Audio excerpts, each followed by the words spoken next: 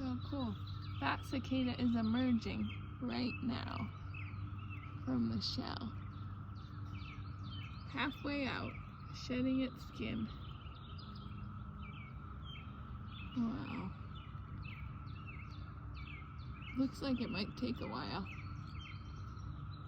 What? And when that comes out, it probably just falls down to the ground, huh? Yeah, I think so. They mate and then they go back underground for 17 more years. Yeah. But the reason they're out is to mate. Yep.